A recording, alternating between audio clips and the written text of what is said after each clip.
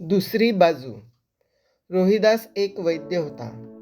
रानातील वेगवेगळ्या वनस्पती गोळा करून तो औषधे बनवत असे. हा त्याचा पिढीजात व्यवसाय होता. जंगलातून कोणत्या वनस्पती, जडीबुटी आणायच्या, त्यांच्यावर काय प्रक्रिया करायची, त्यांचे औषध कसे बनवायचे याचे प्रशिक्षण त्याने त्यांच्या वडिलांकडून व आजोबांकडून घेतले होते. त्याला थोड्या थोड्या दिवसांनी जंगलात जावे लागायचे. रोहिदासला 3 मुले होती. राम, श्याम आणि किशन अशी त्यांची नावं होती. आपले औषधे बनवायचे काम आपल्या मुलांनाही यावे असे त्याला वाटायचे. म्हणून जंगलात जाताना तो एकेका मुलाला सोबत घेऊन जायचा. उन्हाळ्याचे दिवस होते. रोहिदासला जंगलातून काही वनस्पती आणायच्या होत्या. त्याने मोठ्या मुलाला बोलवले. राम, चल माझ्याबरोबर, आपण जंगलातून वनस्पती घेऊन येऊ. हो बाबा, चला. दोघे जण जंगलात गेले.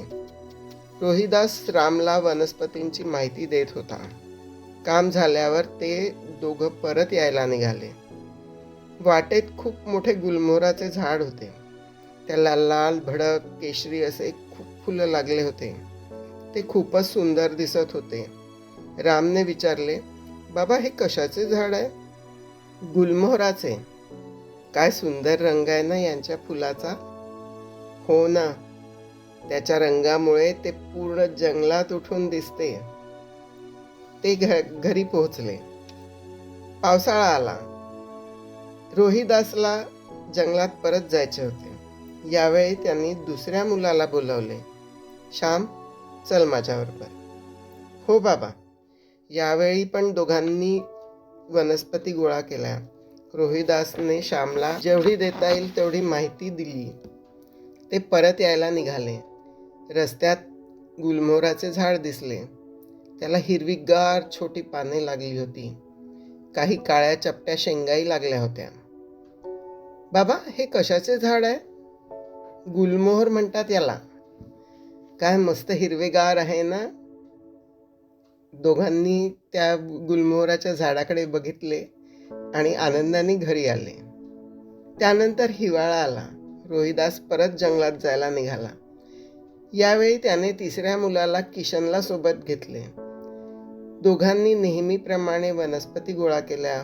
परतीच्या रस्त्यावर त्यांना ते गुलमोहराचे झाड दिसले. पण यावेळी त्याचा अवतार अगदी वेगळा होता. पानगळ सुरू असल्याने त्याचे सर्व पानं गळून पडले होते आणि जे झाडावर उरले होते ते पिवळे झाले होते. फांद्यांच्या नुसत्या काड्या झाल्या होत्या. झाडाखाली गळलेल्या पानांचा खूप कचरा पडला होता.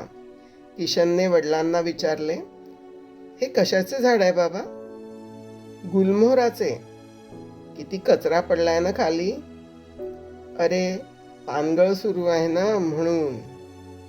किशन आणि रोहिदास त्या झाडाकडे बघतच घरी पोहोचले. काही दिवसांनी रोहिदास बाहेरून घरी आला तर मुलांचा जोरात वाद सुरू होता. तो माझेच म्हणणे खरे आहे असं म्हणत होता. नाही, गुलमोहराचे झाड तसं नसतंच मुळी. त्याला तर लाल, केशरी सुंदर फुलं लागलेली असतात, राम म्हणत होता.